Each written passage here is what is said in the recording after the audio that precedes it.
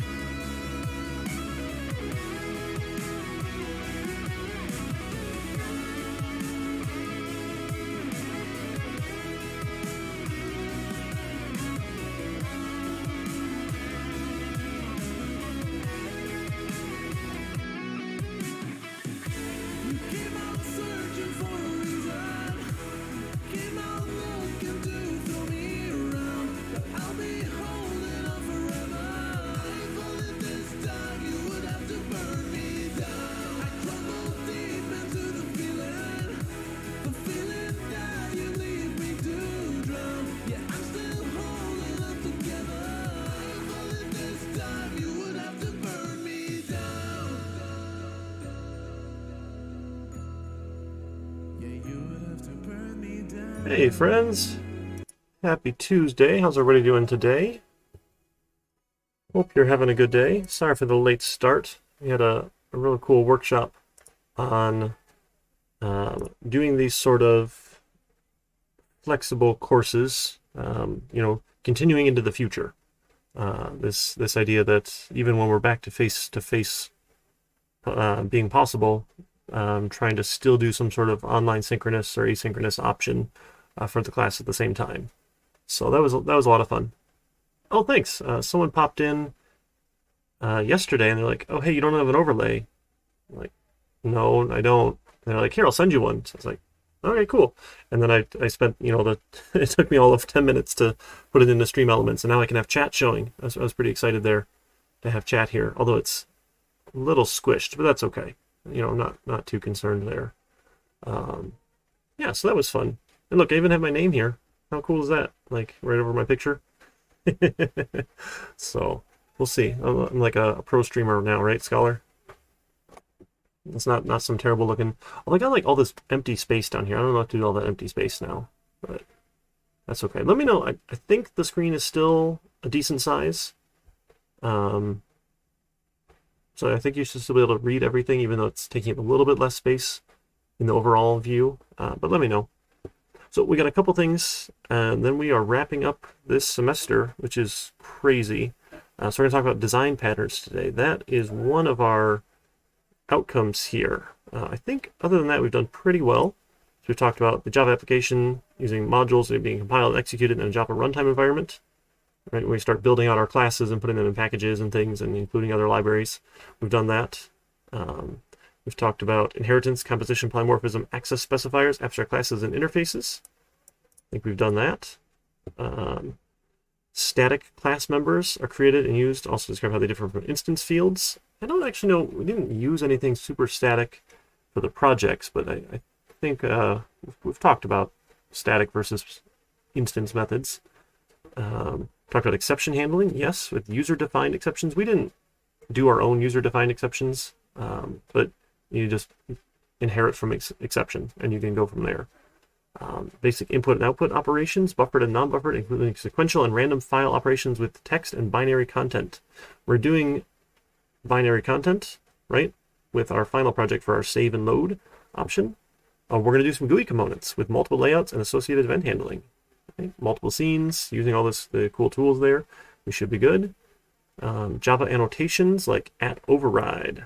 We're doing that. We've used @test, @fxml, some of those annotations we've been using. Documentation with UML class diagrams. We haven't done a great job at this. I've showed some UML, I believe. I just make them in Word. It's probably the easiest way to make them. Visio is like the right tool for it and all, but that's okay. And now we're going to talk about patterns, these design patterns like singletons, adapters, and factories.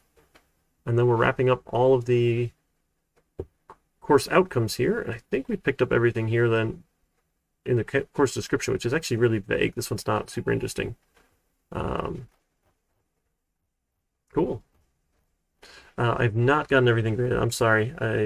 I'm working through it. All the midterms are in now. Still working through the backlog of projects. My little guy got sick over the weekend. I just can't catch a break, apparently. And if you get behind, it's just a big pile to dig out of. So I apologize for that. I'm working on getting him in. I've been just working through it. So do let me know if you got questions or concerns. Your final project here. Again, your final project score can replace your worst scoring individual project. So if you're concerned about the individual projects, or like if you just did terrible on one of them, if you did great on the final project, you're fine. No big deal there. I do actually have, I need to grab this here. I have a survey for you fine folks to fill out. Need to grab it here. So the end of semester, we have a supplemental instruction survey to fill out. So even if you didn't attend any of the supplemental instruction sessions, please take a minute and fill out the survey here. So here's end of semester surveys. And if I add the link, it's stupid for whatever reason. It won't like open in a new tab correctly because this is supposed to autofill. So the SI survey, please fill out even if you did not attend any sessions. Okay, because it's like the URL right there. You see it's got some data points that should autofill, and for some reason it wasn't doing that with a direct link. So if you open in a new tab, it should be fine. I found out. So it's a quick little survey. Click that link there, and it should launch a new tab for you.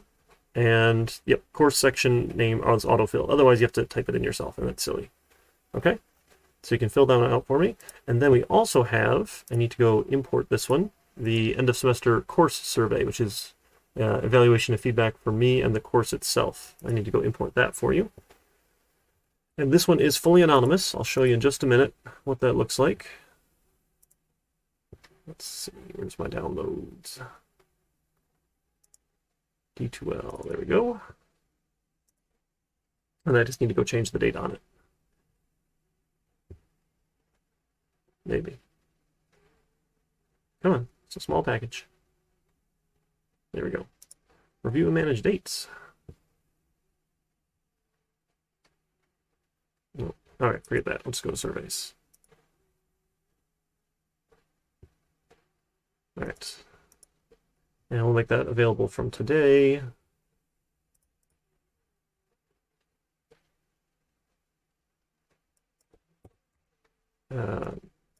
What, 4/20/2021. We'll say 11 a.m. And then I do need this in by the end of class, so like 4/29/2021, 11:59 p.m. Okay. And you'll notice it is set to anonymous here. Right? So I don't get your information unless you type your own name in there.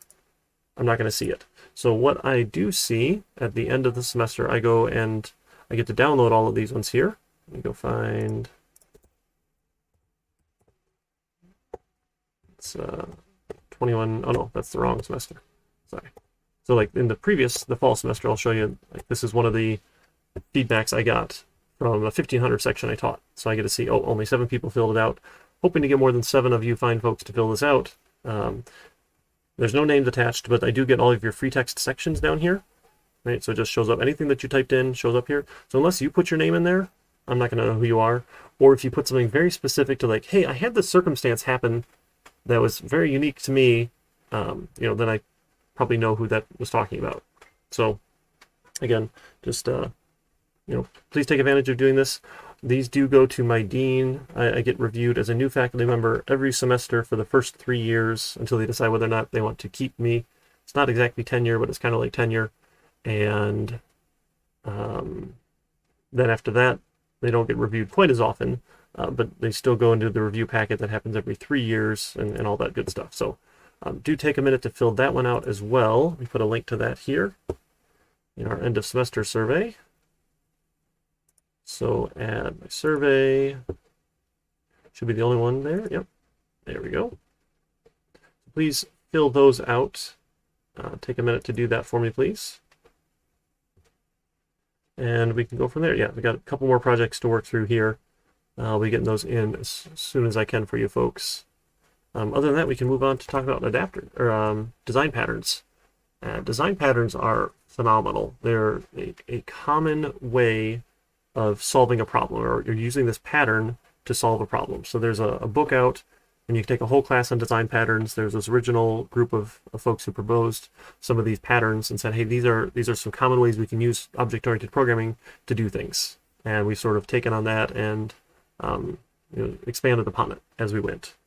Kept on adding other ones, or kind of refining the process. So we're going to look at 3 of them that are important for now.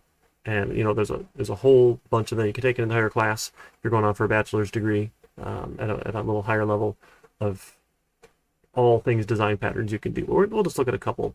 The first one we're going to look at is what's called the Singleton Pattern. And the idea with a Singleton Pattern is that you want to have a single instance of something that exists. And then any bit of your code that needs to use that all goes and gets that single instance. So let me see here. I'm going to try and start up a new project here. Maybe if I get the right buttons. There we go. All right, we'll put this one in our 2151. And we'll call this, design patterns is fine. All right, and while that loads, again, just remember, this is going to be the last lecture. This is the last thing I have planned to demonstrate and to show you folks. Thursday I have set aside for working on the final project. Totally your time. If you want to meet, I can schedule individual meetings during that time, and next Tuesday as well.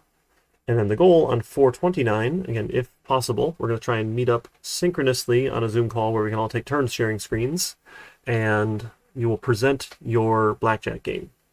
And you can go through a quick play of it, show us how it works, show us your layout, your style, whatever it looks like, and we'll go from there. So that's sort of the goal. So we should be able to fit everyone into this 2 hours block here on 4/29. There's maybe 5 minutes a person, or team if you partnered up with anybody to show your game, and then we'll flip it over to the next person. You can show us for 5 minutes or less. Right? I don't know how many hands you want to play, but that sort of thing. So be ready to screen share, run your game, show us that presentation. Should be a lot of fun.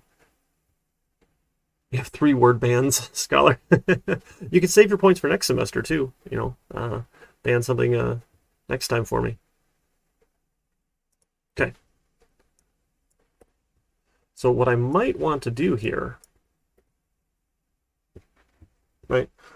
And again, this is just an example. This is not the only way of using this, but here's our design patterns. So maybe I wanted to add a new class here, and we'll call this our logger.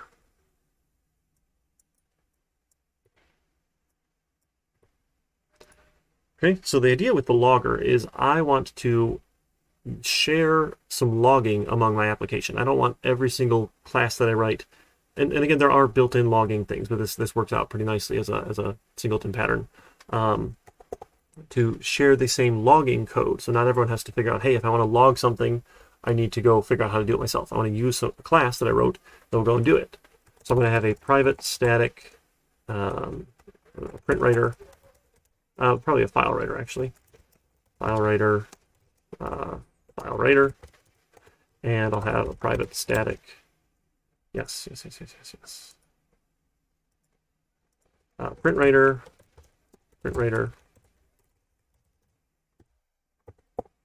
and yes, I need print writer,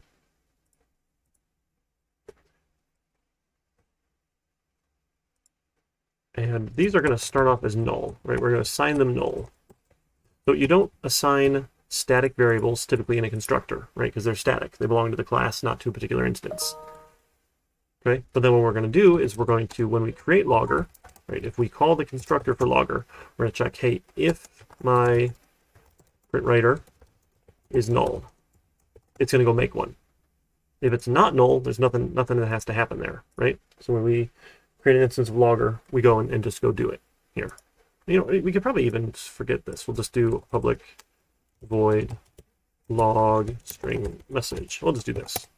So when we go to log a message, right, we're going to say, hey, if print writer is null, we need to make a new print writer. So we'll make a new, so first we start with file writer, equals a new file writer. And I don't know, we'll just call it log.txt for now. Again, you could give it some sort of full path. You can make that configurable, that sort of thing. No big deal there. And we want to do all this in a try-catch block so we don't crash. Actually, you know what? Maybe we do want to crash. It's okay. We'll just catch it. This, yeah. Again, like you can get a logger out of this package here. That's fine. We don't need to do any of that. I don't know. We'll just print out the exception. Not ideal, but again, it's okay for now. So make the file writer. We'll hand that to print writer. We want to put this one into append mode, right? File writer. Now we hand that to print writer. So my print writer is a new print writer. Given the file writer. And then append mode, is it? A for append mode or something? Why am I not remembering that? No. And a boolean. Oh, is it just true for append mode? I think it's true for append mode. We can Google it real quick, because I'm not remembering. Print writer, append mode. Probably one of the slides too, but print writer, yeah, true for append. Okay, that ought to do it here. Okay, so if it's null, create it. Right, so we'll have a single instance of it here. And then we call our print writer. I guess we might as well. So whether or not we have created it or not, whether or not it's null, right, now we can call my print writer dot print line the message. And now we're not going to close this at all. We want to leave it open that whole time because we don't want to have to open and close it every time we're using it here. Using the static version here. Oh, that should be static. Void log. So you don't need an instance of logger. This is a static method where we just have a single instance here. And kind of shared among all of them. I don't need that logging level.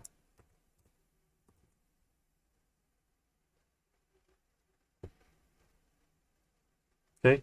Or if I wanted to, I could give that print writer to someone else. I could return that print writer for use other places. So the logging method, you know, I could just expose the logging method here, or I could give them back that individual instance of print writer.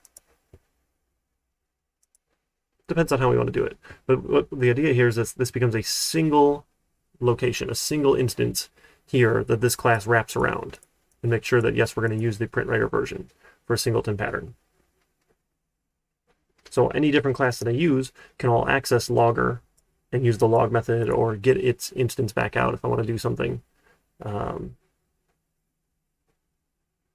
Yeah. So back in our terrible kart racing game, right? If we were to actually build out the game itself, right? We probably only ever have a single track at a time. So track might have been okay to be a singleton, right? We could generate a track or have the single instance of track available to the game. We might want it to be a singleton where you don't want to have multiple tracks at the same time because that's really going to confuse our game. Right? You could have a single instance of the track. So you could use this singleton pattern where it's got a static one and we're always going to provide that same track every time. So there's lots of different ways to use that singleton pattern. So if you only ever want one, then we write this class that wraps around a single static instance of it. Okay, and then we all share it, which is pretty cool. So that's our logger. And then another really cool pattern is called the factory pattern. And the factory's job is to make instances. So, you know what? Let's, can we go back and do that? Maybe we can. Maybe we can go open up that project. That might be fun.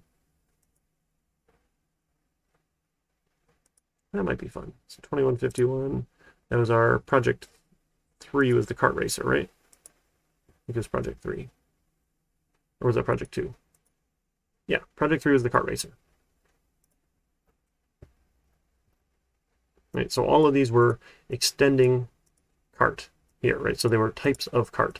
So we could create a class that will serve as a factory for karts. So let's do this. So let's make a new class. We'll call this the NPC factory.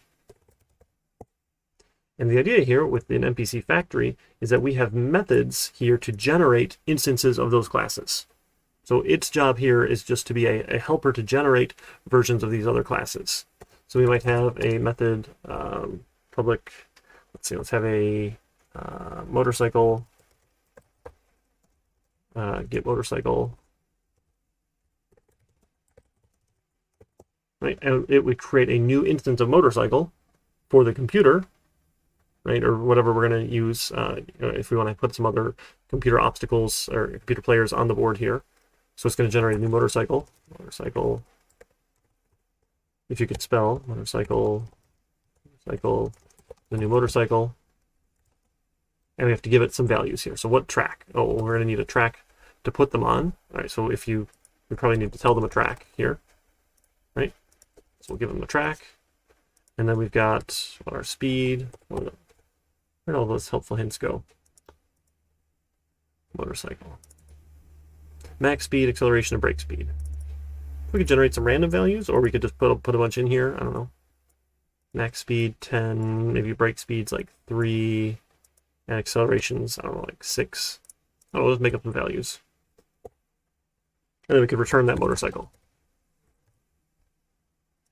Okay, and then we might do this again for a get light cart, right, where we give it some values here. Light cart. Here's a new light cart. We'll return the light cart, lowercase l. Right? Or maybe now we want to add in here, hey, let's do a harder mode. Maybe we want a more difficult, right, or a faster light cart, right? And we could change its speed over here, this sort of thing. So we make a class, and its entire job is to generate instances of other classes for us, right?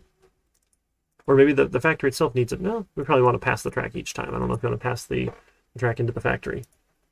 But all we're doing here is we're going to use this class to generate all my other instances. Its job is to just pump these things out. But imagine it's a factory. That's what we call the factory, right? It will just go and create instances and hand them to me. So we can quickly get all sorts of different types out or instances out from it. And what's cool, depending on how you've designed this thing, maybe we could have a bend factory that generates random bends every time. So that way, in some of your games you might have played, they're like procedurally generated, where they have certain patterns that generally fit, but they're randomly pieced together.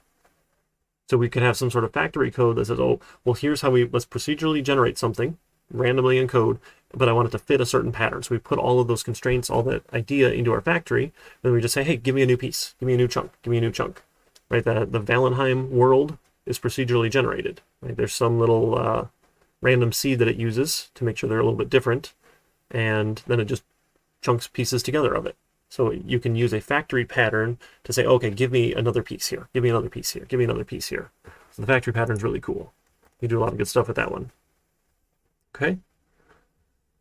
And then the last one we're going to talk about is the adapter pattern. And adapter is really cool because its job is to make a bunch of things fit. Which I know sounds a little silly here, but let's see. I think I had a good example. Hold on, give me a second here. Let's see.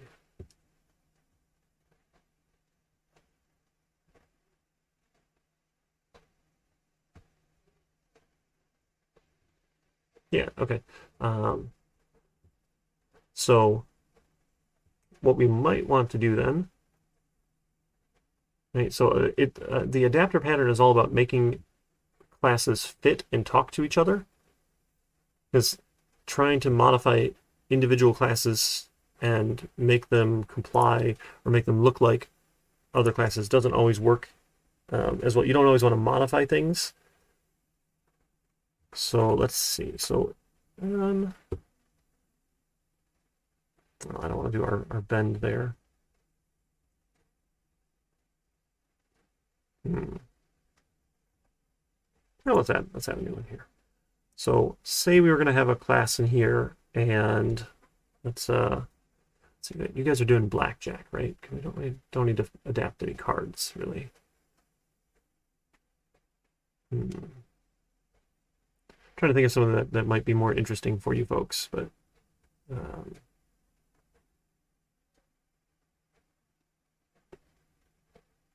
I had it earlier and it's already out of my head. This is why some people write stuff down and use slides and things, but it's not usually my style.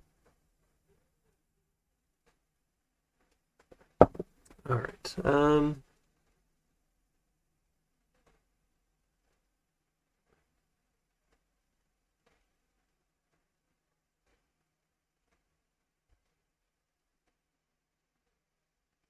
Yeah, let's go this route. So we're going to build a register class here.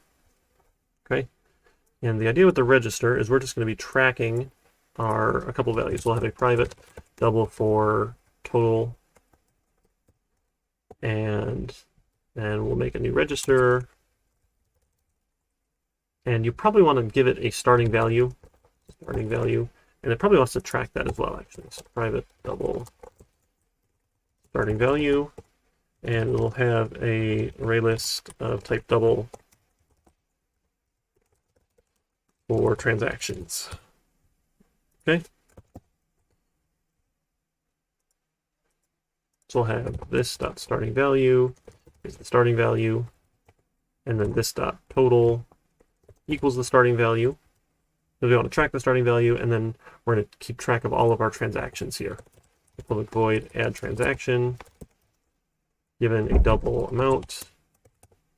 Okay, we're going to take our total plus equals the amount, which could be positive or negative, which is fine, and then we're going to add it to our transaction log. Transactions dot add the total, or no, the amount.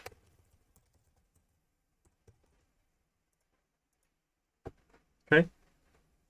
So all we want to do is we're going to just add transactions to a register, and we can go through it here. But now we might have another class, like I don't know, this is some taxable item, something like that. I think we've worked with one of these ideas before, maybe back in 1500, where you have, say, a private string for name. I don't know, name's boring, sure, and then a private double for cost, and then we probably have like a static private static double tax rate, right? And then we say that's like 1.06 or something for Michigan, our Michigan tax. And we put that public taxable item given the name and the cost.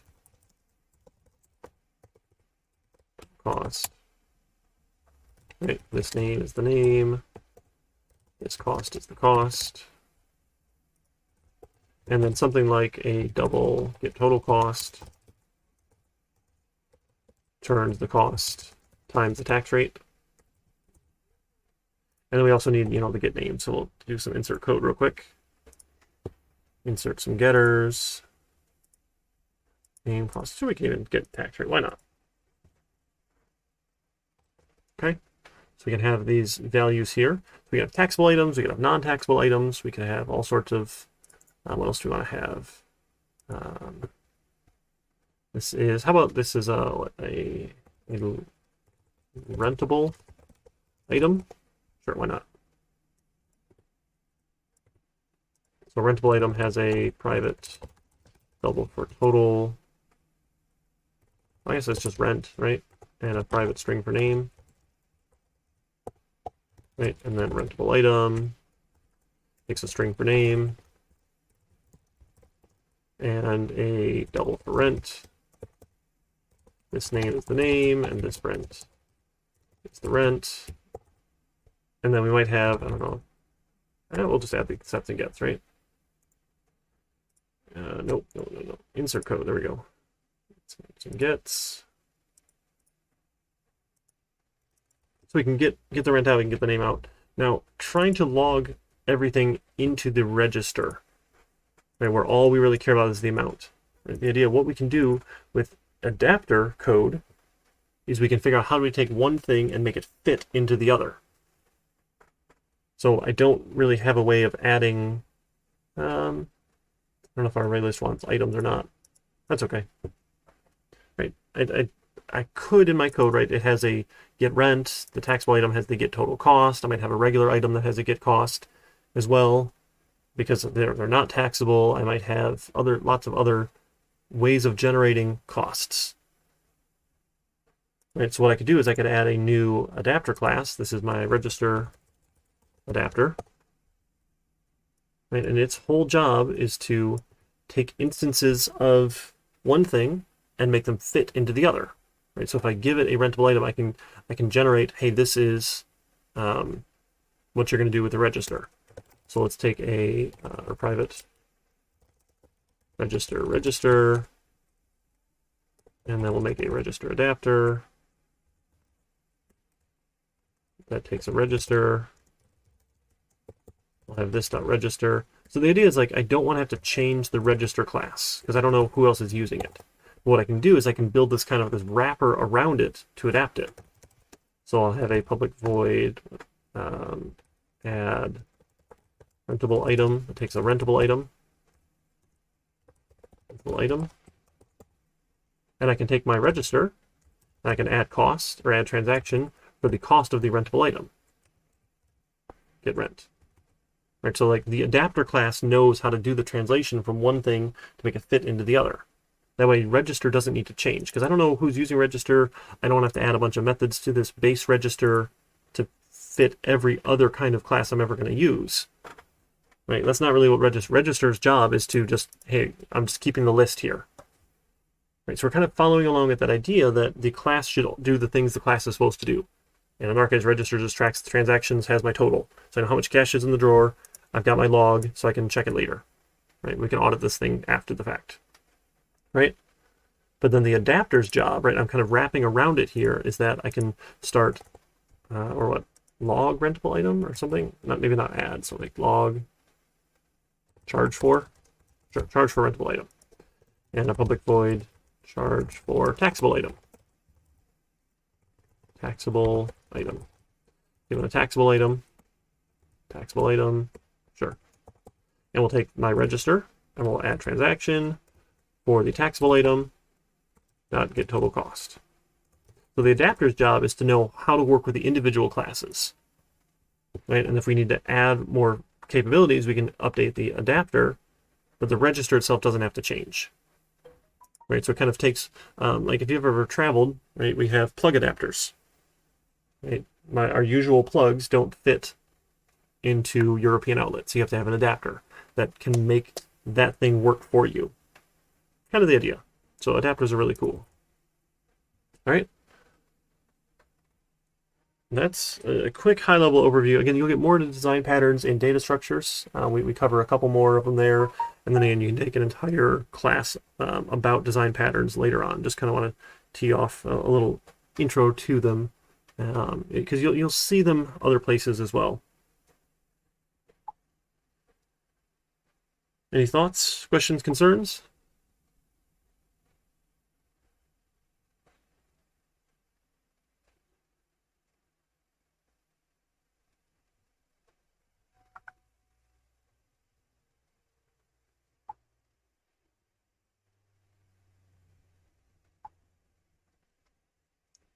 How to handle aces in blackjack. Okay, so the kind of the rule of thumb there is what you're going to do is where do we want to put this? I'll just do it on the whiteboard. Try it on the whiteboard here.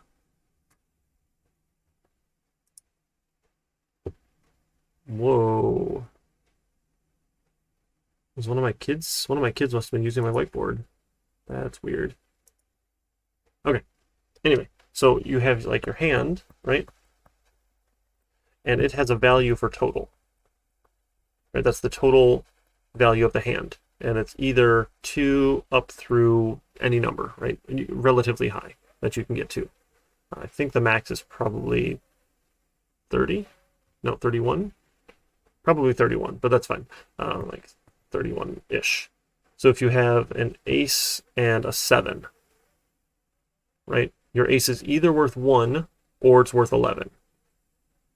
So right now, you're going to assume it's an 11, and we're going to total it up. So we'll say our total is currently 18. Great. If we want to hit again, we get another card, and we say we get a 9. 18 plus 9, right now it puts my total at 27. 27 is greater than 21. So now I'm going to say, hey, my ace should only be worth 1 point. I don't want it to be worth 11 because I don't want to bust.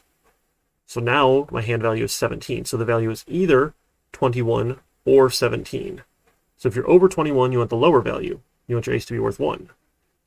If you're under 21, assume that ace is worth 11. Does that make sense? So you might have like a total, you say like 4 card in cards, right? Total plus equals the card dot value or something. And then if card dot face equals ace, and total's greater than 21. Well, now let's take away 10, right? Minus equals 10.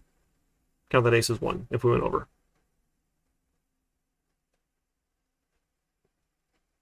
Cool. That's some terrible chicken scratch. I'm sorry. Right? How to make the game logic in the individual class. Like how to call the FXML controller for getting the elements. So the idea, right, we want all the game logic to be separate. We want to be able to do blackjack any way we want. It could be in a console application, it could be in a web application, it could be in a mobile application, it could be in our FXML application like we're doing it. Right, so like the blackjack game needs to track all the hands, it needs to have the dealer hand, it needs to have the deck, that sort of thing. We need to be able to have public methods that I can access. So in the controller then, we just say, hey, I want a new blackjack game. And then we can reference that from everywhere. So I think we've got some of our, where's one of our GUI projects? Let's take a peek here. So 2151, we were doing like graphics, right? When we were playing with some graphics. We'll open that up. So what we could do in the controller here then. So in our FXML controller, we could add another attribute here. So private, again, I don't have a game or anything. We'll just an array list of, type string for now. Values in values. Either I can add a constructor or in initialize. The initialize is essentially your constructor. But you can actually get at your XML things inside of, or FXML things inside of initialize. So I could say, hey, now values equals a new array list of type string. Great. And then when I click on buttons, I can add something to that here, right? Because it's just another class. I can take my values, I can call add, I don't know, some value here. So I can interact with that attribute that I have of my class. So this is the game, and the game should have public methods. Right, so when I click the button, hey, this is the hit button. I can call, hey, hit for this hand, or hit for anybody, or hit for the current hand, or whatever we want to do here. So we are connecting and using the methods here. So the controller is allowed to have more than just FXML stuff. But its job is to link FXML to the FXML page and have all the event handling. Does that help, Hudson?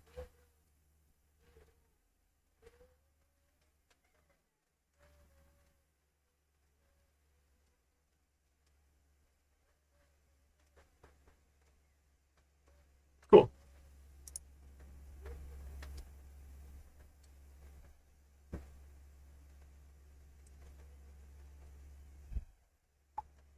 All right, other thoughts, questions, concerns? I mean, you can, it's just not going to work as well for you, because then we're going to be stuck and tied to only doing it in FXML. And I think, let me double check here, that some of your points here for using an object-oriented design, but I have been wrong before. So give me a second to make sure I put that in the rubric here. Yeah, so 5 of your points out of the 25 come from using classes for the game logic. Right, so like the game itself should be in its own classes. What the FXML controller does is call those public methods. So your class might have a hit. Your class might have stand as a public method, right? Or maybe you have a hand class that can hit or stand as methods, and then the game itself, can, hey, give me each hand, because the game will have the list of hands for however many players are playing, right? Or again, because we're not doing split, we're not worrying about that, but like game could have a list of players, and players could have a list of hands, which is usually one hand, but if you split, you get more than one hand. That's kind of how you could go about dealing with split, but we said don't worry about it. It's more complex than we need. Forget split. Right? I don't want this to be terrible. I want this to be fun. Ideally, it's fun. Maybe fun's a strong word there, but more interesting than doing nonsense projects. Oh my goodness, my screen is messing up here. Come on. That's all right. I'll have to fix that later. Yeah, so you get points for having your game logic separate there. 1.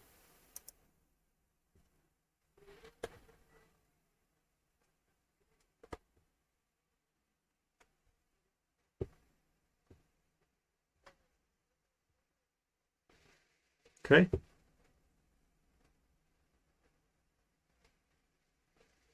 Okay, so your classes were just like, here's the data elements, but they didn't have any functions? Yeah, yeah, I would move them because putting it all inside of the FXML controller is not essentially this. If it's going to be a ton of work one and like you're already done, let's chat with me and we'll see what we can do. I don't want to have to like rewrite everything, but I think it should port over pretty easily. This is kind of the thought, but we'll see. Okay, not done. Okay, so you probably can fix it then. Yeah, you want the logic to happen in the game classes.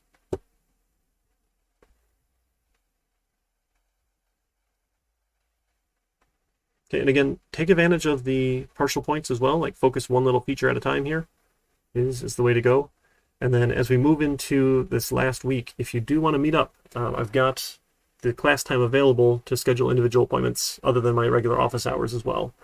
And then I believe we still have study group sessions this week, but not next, was it? I'll check with our SI and make sure we're clear on when we have study group sessions. But get together with the study group and chat about, hey, how you might want to implement this, right? Talk about your design, about, all right, this is going to be my flow, this is what my classes might look like.